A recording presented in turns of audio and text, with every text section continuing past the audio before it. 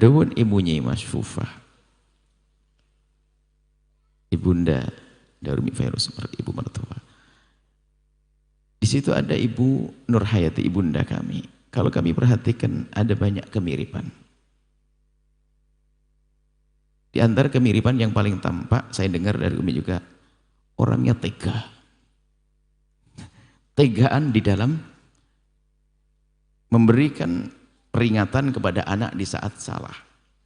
Rupanya kalau Umi mungkin tidak tahu pernah diapain, kalau Bauti dulu sering mencetot kami kalau di saat kami nakal. Umi juga mengalami ditegasilah, artinya biarpun memanja dan menyayang anak, tapi kalau anak harus diberi sanksi, artinya diberi peringatan, harus diberi peringatan. Jadi kalau kami perhatikan ada kemiripan-kemiripan antara ibunda Ibu Nurhayati dan ibunya Mas Fufah di dalam memperhatikan anak. Kemudian juga kalau tadi ibunya Mas Fufah sudah disebut oleh Dinda Zamzami dan juga tentang Kiai Kharuman, kita akan sedikit cerita tentang Ibu Hajah Nurhayati, ibunda kami. Sangat sederhana, orang kampung, pendamping setia Agung, yang mendampingi Agung di dalam menjalani hidup mendidik putra putri beliau. Kami berempat, salah satu dari saudara kami meninggal di masa kecil. Jadi tinggal kakanda kami, dua kakanda kami. Kakanda yang pertama, ibunda daripada Ustadz Rifki.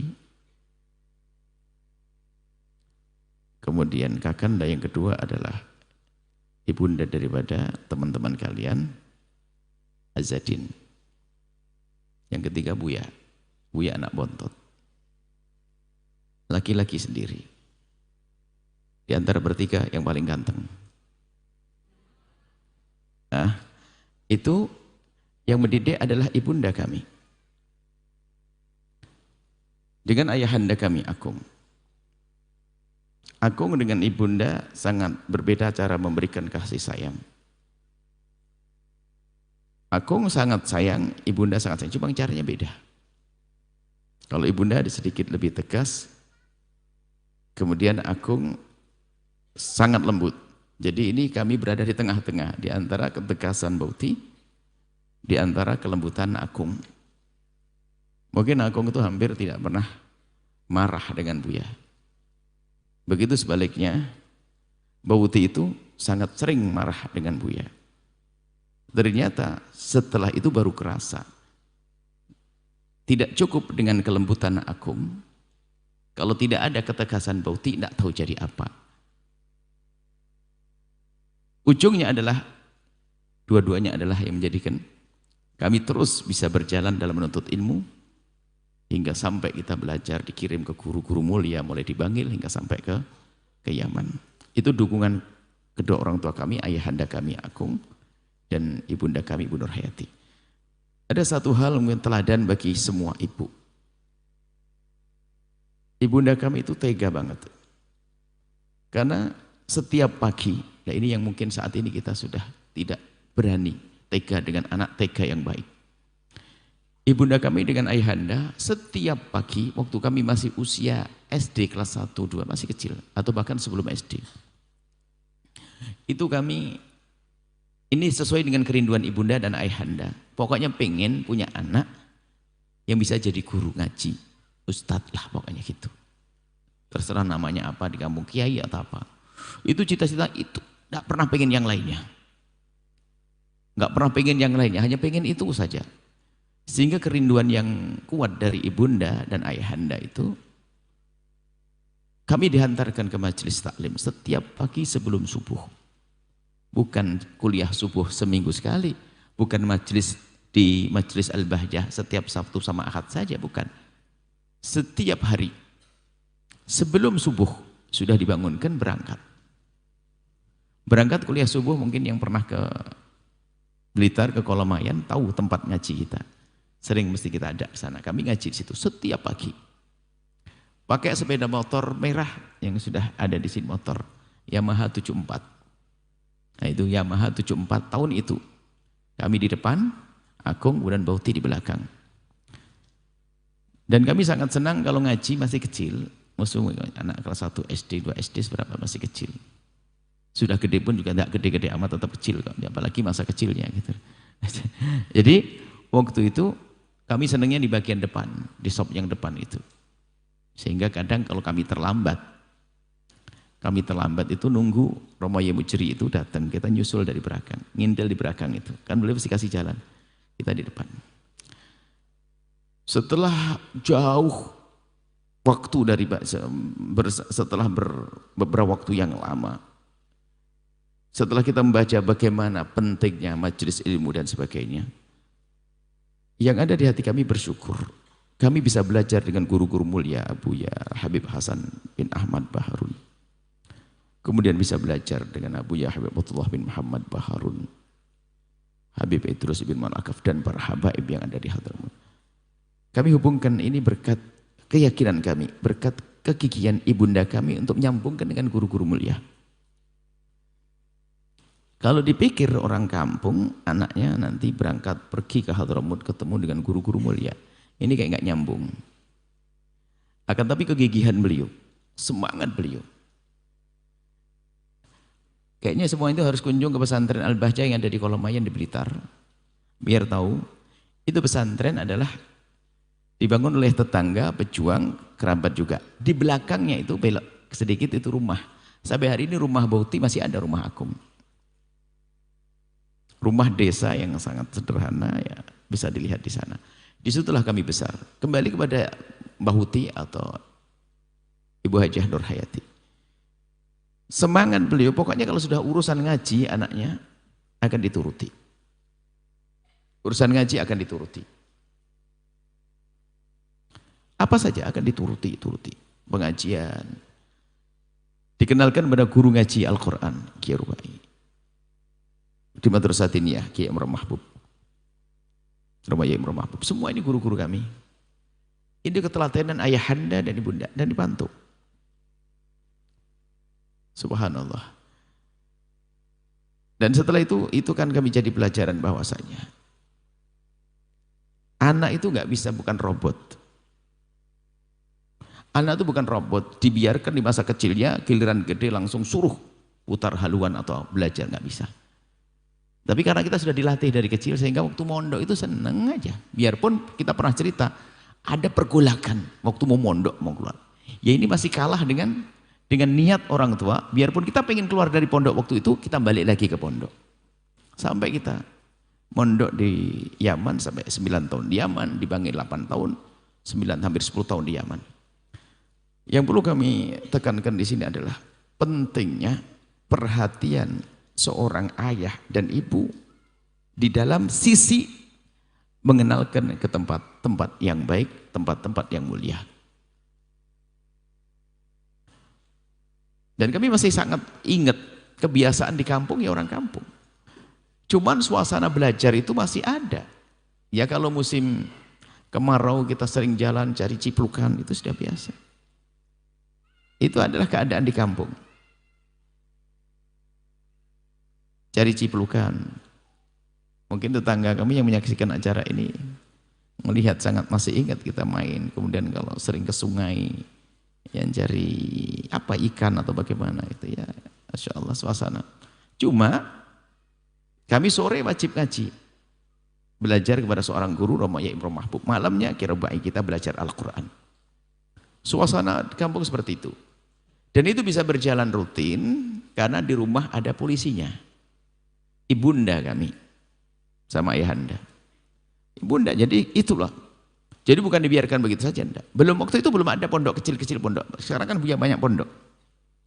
Jadi maksud kami para ibu-ibu semuanya, ayo kita peduli urusan anak-anak kita. Harus tega yang baik. Artinya apa? Harus berani. Seperti Mbak Uti itu berani membangunkan di tengah malam, pagi sebelum subuh dibangunkan anaknya. Kalau hari ini mau bangun kenapa? Aduh kasihan mau dibangun. Kecuali mau rekreasi mau. Kalau mau rekreasi, mau camping begitu dibangunin anaknya pagi-pagi. Giliran mau ngaji nggak berani bangunin karena kasihan. Nanti dulu deh, biar nanti. Tapi kami dibangunkan. Biarpun kadang kami masih ingat kok kalau di motor itu, biar nggak ngantuk dikasih permen pedes. Dulu namanya permen bliss apa itu. Zaman dulu, yang zaman kami itu. Kemudian dikasih roti, namanya roti sisir. Sehingga roti sisir bagi kami ada kenangan, gigitnya itu kerasa, kadang rasa. Kemudian dulu ada roti yang dua, terus di tengah dibelah ada rasa durennya, itu roti apa namanya. Itu ada sambil berjalan kita kan, Masya Allah. Itu adalah tentang Bauti. Kemudian Bauti cita-citanya tinggi sekali untuk dakwah kami. Kami juru dakwah. Waktu pulang dari Yaman, Bauti dengan Agung tidak cengeng begitu, ayo pulang, aku peluk sini, enggak ada. Hanya beliau ngomong, sudah di mana kamu berada, pokoknya aku pengen dengar kamu ngapain.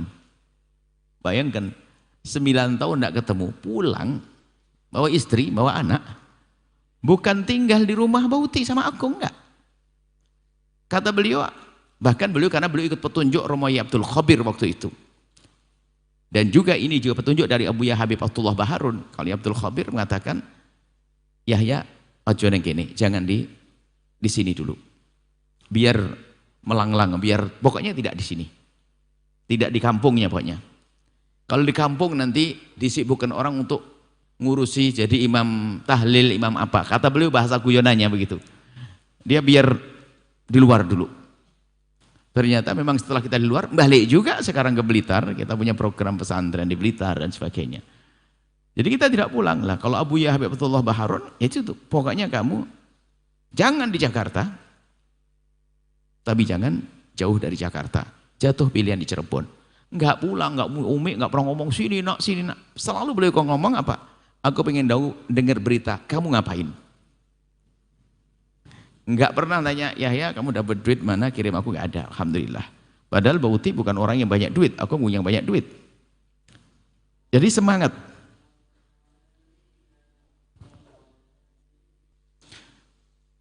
Artinya kami sangat bersyukur punya abah sama umi itu enggak cengeng. Sini-sini pulang, sini-sini.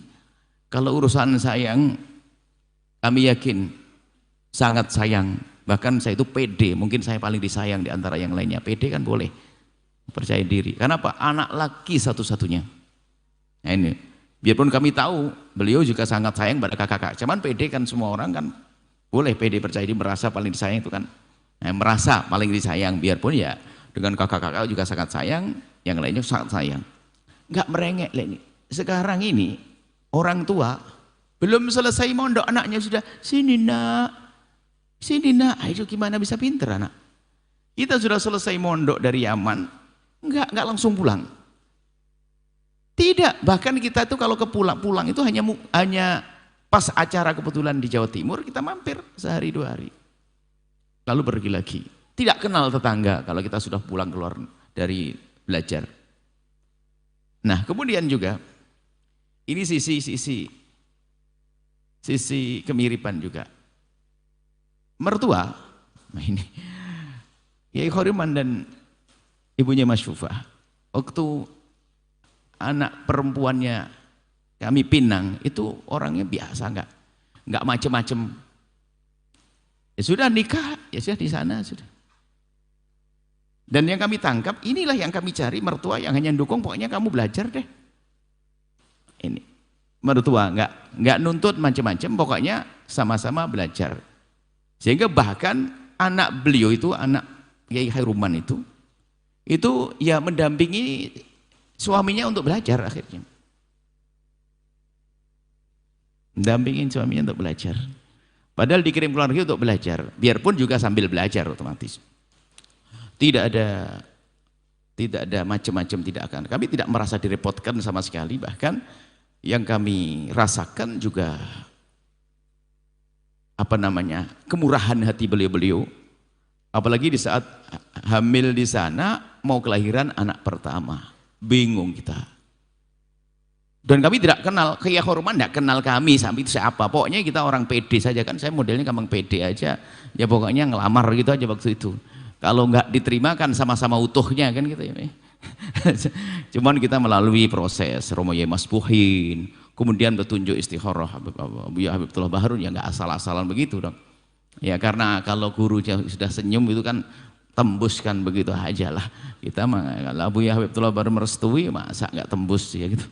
Ya tenang aja kita. Yai Khairuman enggak tahu siapa Yahya ini, orang mana. Enggak kenal sebelumnya.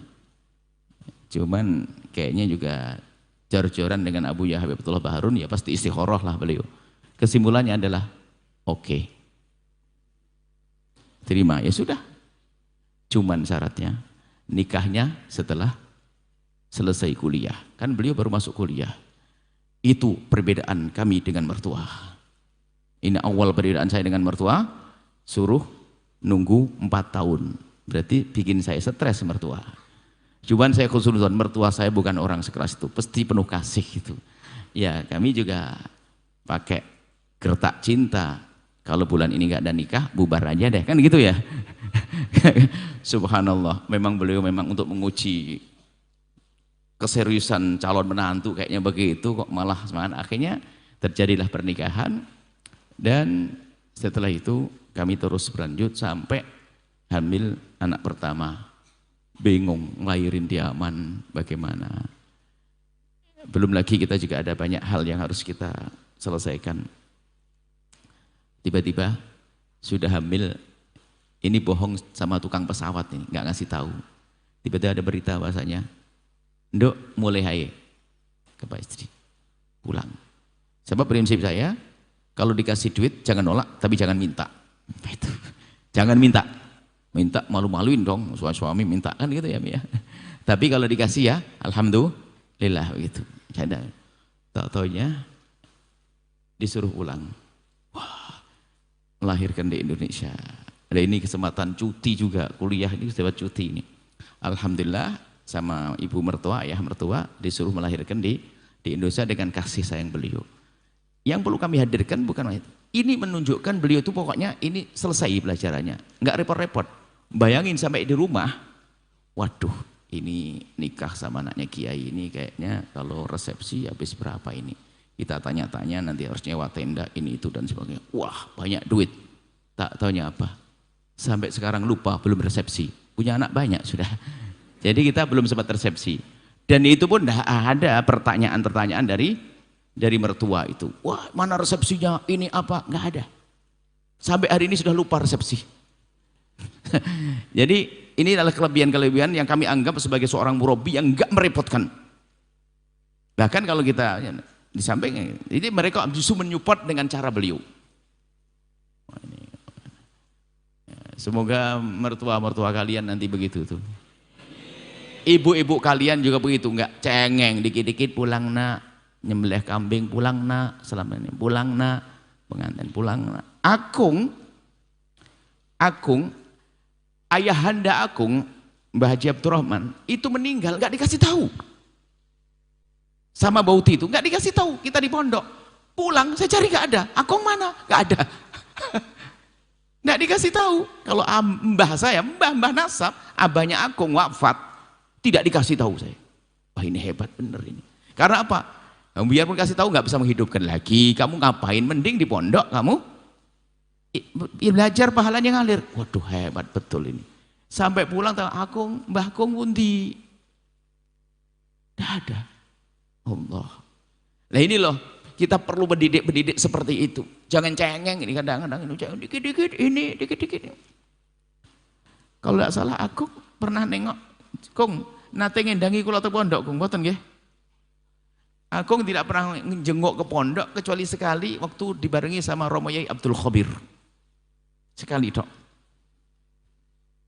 Cuman memang beliau punya prinsip, nggak pengen ganggu anak. Sebab kalau ketemu lagi nanti kangen lagi pengen pulang, kangen lagi pengen pulang. Sementing kangennya di hati.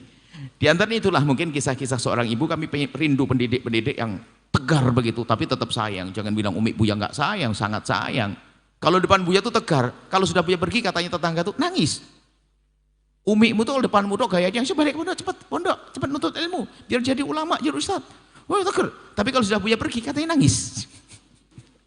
Itu loh, jadi depan anak itu jangan cengeng itu. Makanya itu kami hadirkan pendidik itu. Umi kalau bicara ilmu enggak, ilmu tidak.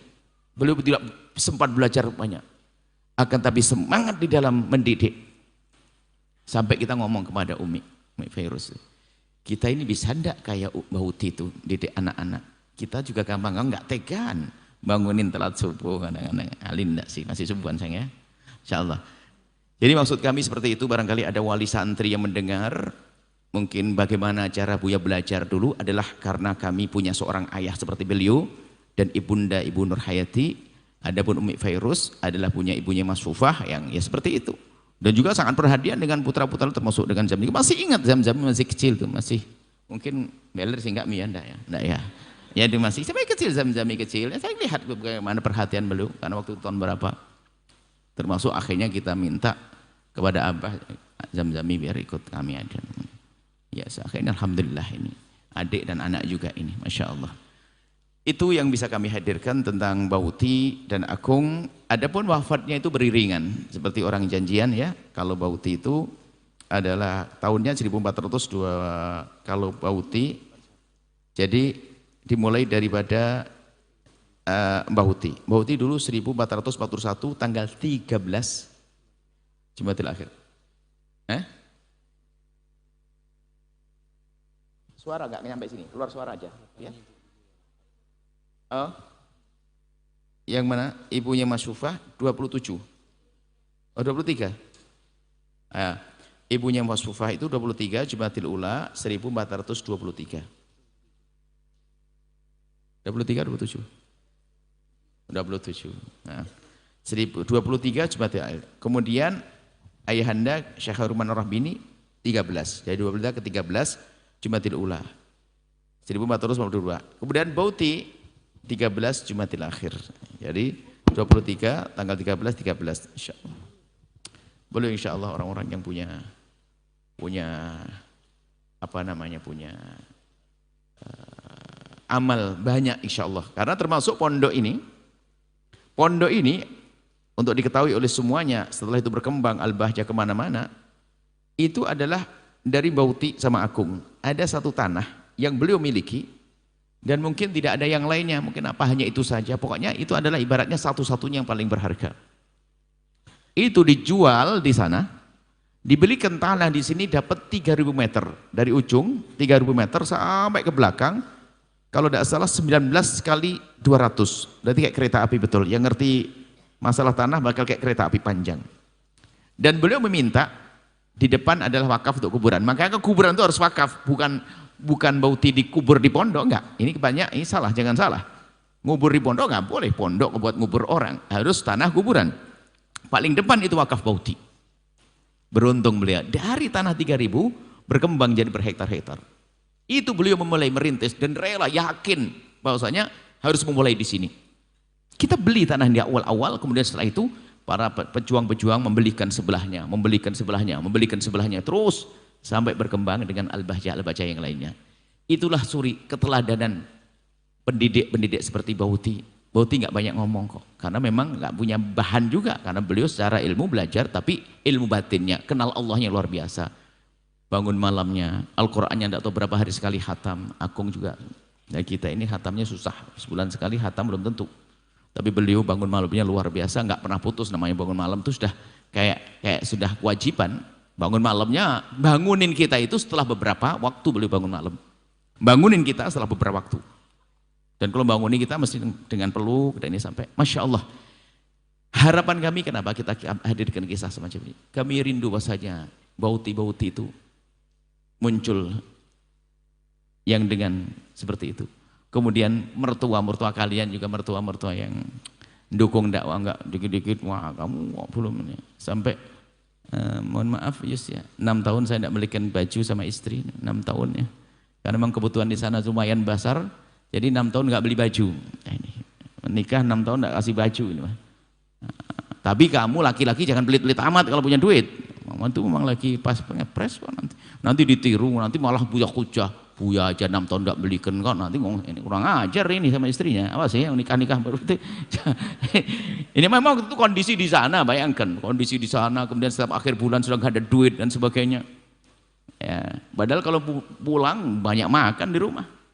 Tapi karena beliau mendampingi suami yang belajar, alhamdulillah sehingga kita nyaman belajar dengan mertua yang enggak pernah rewel, enggak pernah nuntut, enggak pernah macam-macam, masya Allah, alhamdulillah.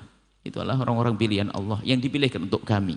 Coba kalau mertua nuntut, kamu bisa ngapain sih, buatin apa, istrimu kamu kasih apa, waduh stres. Tidak ada pertanyaan kau kasih apa. Ini adalah yang perlu kami hadirkan. Semoga calon-calon mertua. Makanya maksud Buya apa? Kalau ada berani ngambil menantu kalian harus kayak gitu loh. Kalian kan punya mertua ya nak? Maka paling tidak mertua kalian harus ngerti kalian juru dakwah, jangan disibukkan dengan yang lain. Makanya kalau anda para pemirsa mau ngambil menantu anak-anak kami santri ini harus tahu kayak mertua saya gitu. Gitu. Mendukung dakwah. Karena anak ini dicetak untuk dakwah, untuk berjuang di jalan baginda Nabi Muhammad SAW. Ini saja yang bisa kami sampaikan. InsyaAllah semoga semakin berkah perkumpulan ini, meneladani orang-orang hebat seperti Mbak Uti, Syekh Khairuman Ar-Rahabini dan ibunya Mas Syufah. Wallahu a'lam bissawab. Doa. Bismillahirrahmanirrahim. Doa kami serahkan kepada Akung. Akung, doa tahlil Akung. Bismillah. Doa tahlil. Doa tahlil. Doa.